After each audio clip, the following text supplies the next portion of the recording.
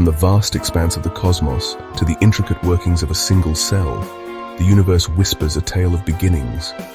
Across cultures and throughout history, humanity has grappled with the profound question, how did it all begin? Join us now as we embark on a captivating journey through the opening verses of the Bible, exploring the Genesis creation story. Together, we'll delve into the 7 days that shaped our world, unveiling the mysteries of creation and discovering their profound implications for our lives today.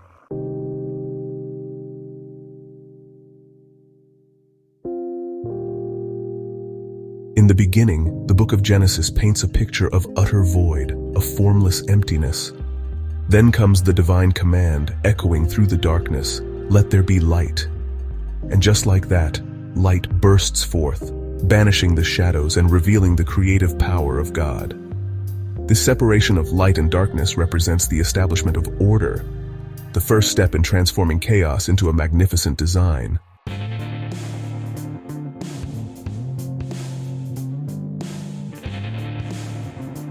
Light, in its purest form, symbolizes knowledge, truth, and the very presence of God. It illuminates our paths, allowing us to perceive the world around us and guiding us towards understanding. Darkness, on the other hand, often represents the unknown, the place of fear and uncertainty. By separating the two, God brings clarity, purpose, and direction to the universe.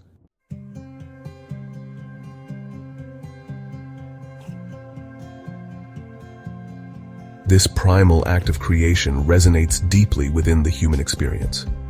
We each face moments of darkness in our lives, times when doubt and despair threaten to overwhelm us. It is in these moments that we must remember the words spoken at the dawn of creation, "Let there be light," for God's light continues to shine, offering hope, guidance, and the promise of a new day.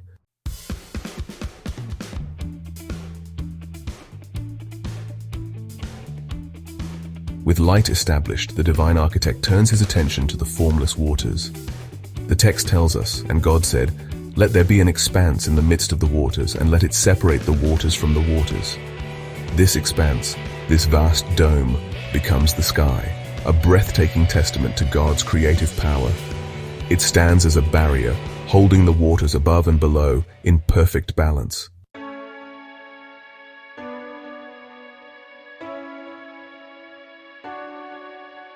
The separation of the waters is not merely a physical act, but a profound symbol of God's dominion over creation. Water, in its untamed state, can represent chaos and destruction, a force that overwhelms and consumes. By establishing boundaries and bringing order to the waters, God demonstrates his absolute control over the forces of nature. This act of separation speaks to the very heart of creation, revealing a God who brings harmony and balance to the world.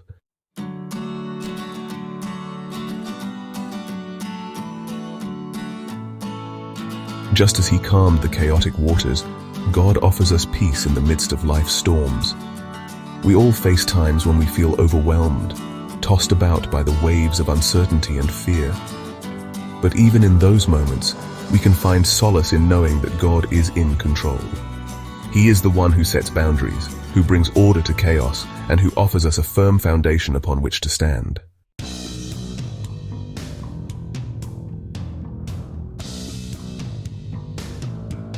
And then, from the depths of the swirling chaos, came a remarkable transformation. The waters at God's command receded, revealing the dry land. Imagine, if you will, the sight of continents emerging, vast stretches of earth rising from the watery abyss. This separation of land and sea wasn't just about creating physical space. It was about establishing order. It was about imposing structure upon the formless void. And with that structure came the promise of life. For from the bare earth, God brought forth vegetation, plants, trees, all bursting forth in a symphony of green. This wasn't just about beauty, though it was certainly beautiful. It was about sustenance. It was about provision. It was a testament to God's foresight, his understanding of the delicate balance needed to sustain life.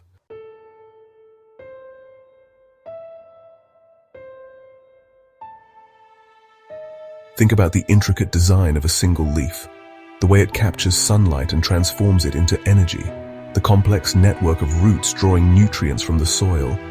This is not the work of chance, but of a master craftsman, a divine artist who takes delight in the details. And in those details we find a promise that just as God provides for the plants and trees, so too will He provide for us. He who created the very air we breathe, the food that sustains us, will not abandon His children. Even in the face of scarcity, even when we feel surrounded by barrenness, we must remember this promise. For God's provision is not always immediate. It doesn't always come in the ways we expect, but it is always there. Like a seed buried deep within the earth, waiting for the right time to sprout, God's provision will come to fruition in His perfect time.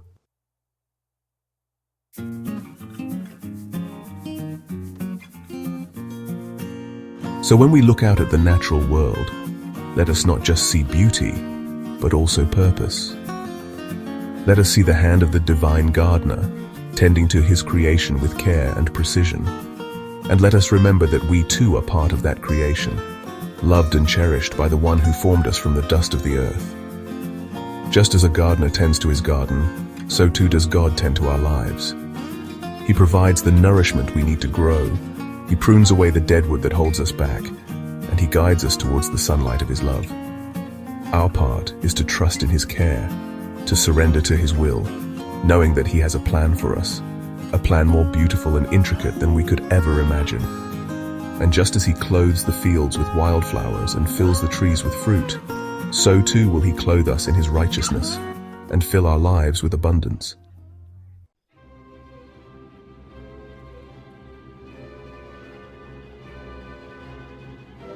And now picture a sky empty of all but darkness. Then, with a word, light explodes into being. But this time, the light takes on a new form. God creates the sun, a magnificent ball of fire to rule the day. He sets it in the vastness of the sky, a beacon of warmth and life.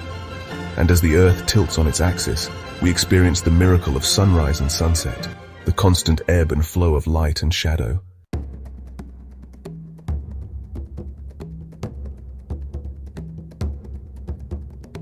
Then God looked upon the vast expanse of the night sky and began to scatter stars like diamonds on black velvet. He created constellations, patterns of light that would guide travelers and inspire poets for millennia to come. These celestial bodies, placed with such care and precision, were not just decorations, though they were certainly beautiful. They were markers, signposts in time and space. The sun and the moon in their constant dance marked the passage of days, months, and seasons, creating a framework for life on Earth.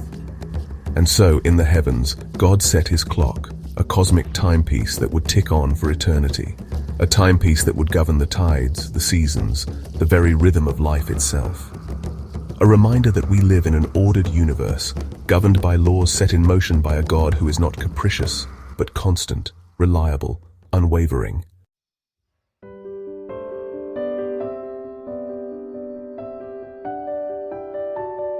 But perhaps the most important lesson we can learn from the sun, moon, and stars is the importance of trusting in God's timing. Just as the sun rises and sets at its appointed time, just as the moon waxes and wanes in its celestial dance, so too does God have a plan for our lives, a plan that unfolds in its own time. We may not always understand His ways.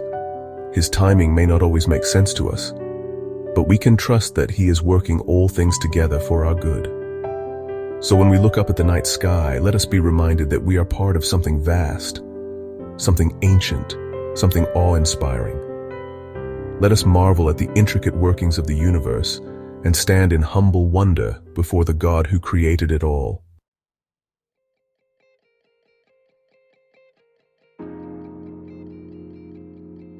And then, into the silence of this newly formed world, God breathed life.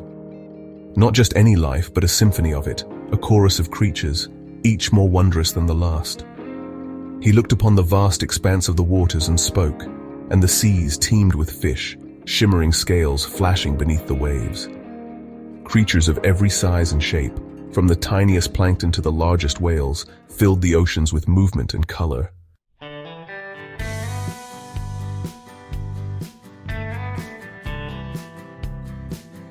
filled the skies with birds of every feather, each one uniquely designed for its place in the intricate web of life. He crafted the fish with fins that sliced through the water, gills that extracted oxygen from the depths, and scales that shimmered like jewels in the sunlight. And in this diversity, we see a reflection of God's own nature, a God who delights in variety, who celebrates difference, who sees beauty in every corner of his creation. But the creation of the birds and sea creatures wasn't just about beauty, it was also about balance. The oceans, teeming with life, provided food for the birds, who in turn played their part in maintaining the delicate ecosystem.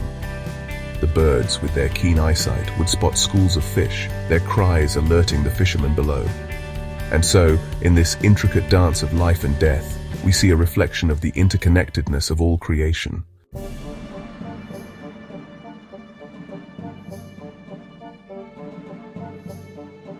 The birds and the fish, each in their own way, remind us that we are not isolated beings, but part of something much larger than ourselves. We are connected to the natural world, dependent upon it for our very survival. And we are called to be good stewards of this planet, to care for it, to protect it, to ensure that its beauty and bounty will be enjoyed by generations to come. And just as each creature has its place in the grand scheme of things, so too do we have a purpose, a reason for being. We may not always understand it, we may not always see it, but we can trust that God has a plan for us, a plan that is perfect and good. Just as he cares for the birds of the air and the fish of the sea, so too does he care for us.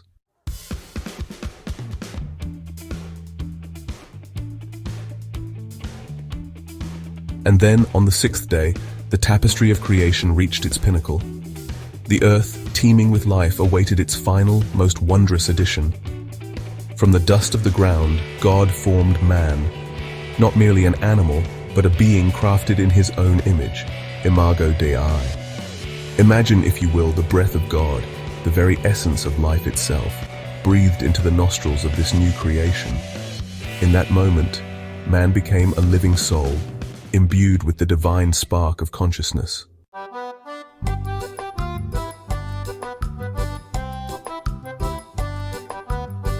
Now picture the Garden of Eden, a paradise untouched, where harmony reigned. Animals roamed freely, unafraid, their needs provided for. The air was sweet with the scent of 1,000 blossoms, a symphony of colors danced before the eyes. And amidst this abundance, man walked with God in the cool of the evening. Can you imagine such intimacy, such closeness with the Creator of all things? But there was something else that set humanity apart from the rest of creation.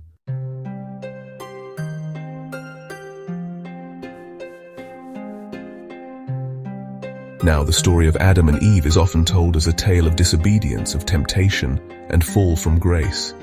And while that is certainly part of their story, it is also a story about the freedom that comes with being made in God's image.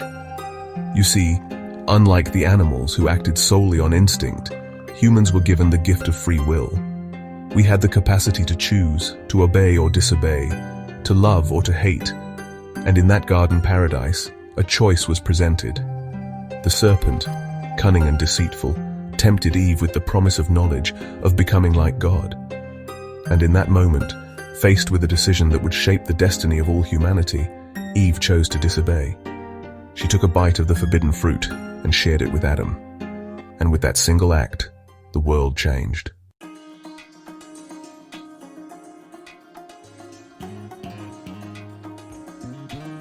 Thus the heavens and the earth were complete in all their vastness and wonder. 6 days of creation, each a testament to the power, wisdom, and boundless creativity of God. And on the seventh day, he rested. Now it's important to understand that God didn't rest because he was tired. He is, after all, the Almighty, the source of all energy and life.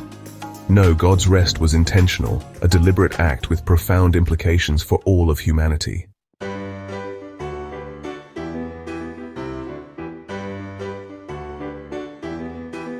Think back to a time when you pushed yourself to the limit, when you worked tirelessly without a break. What was the result? Did you feel energized, fulfilled, at peace, or did you find yourself depleted, disconnected, running on fumes? The Sabbath is not just about physical rest, though that is certainly important. It is also about mental and spiritual rejuvenation. It's a time to step away from the demands of daily life, to silence the noise and distractions, and to simply be.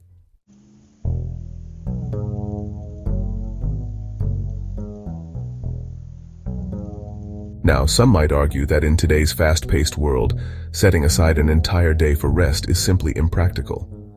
But I believe that the Sabbath is more relevant now than ever before. The demands on our time and attention have never been greater. We are bombarded with information, deadlines, and expectations.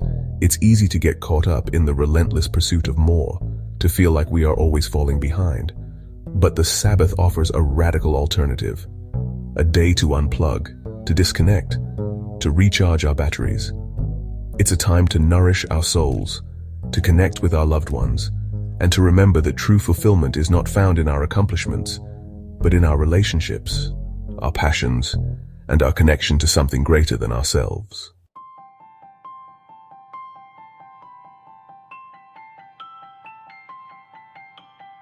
From the darkness of the void to the dazzling tapestry of life, we've journeyed through the 7 days of creation, a story as old as time itself, yet as relevant today as it was millennia ago. For within its verses lie profound truths about the nature of God, the meaning of humanity, and our place in this grand cosmic drama. We've witnessed the boundless creativity of a God who spoke the universe into being, who sculpted mountains with a word and breathed life into clay. We've explored the intricate interconnectedness of all living things, the delicate balance of ecosystems, and the awe-inspiring diversity of life on Earth. More importantly, we've been reminded that we are not just a cosmic accident, but beings crafted in the very image of God, entrusted with the care of this planet and all its inhabitants. The creation story is not just history, it's a call to action, a call to recognize the divine spark within ourselves and others, to live with intentionality, to cherish the gift of life, and to become instruments of peace, healing, and reconciliation in a world desperately in need of all three. Until next time, keep searching, keep questioning, and keep looking up.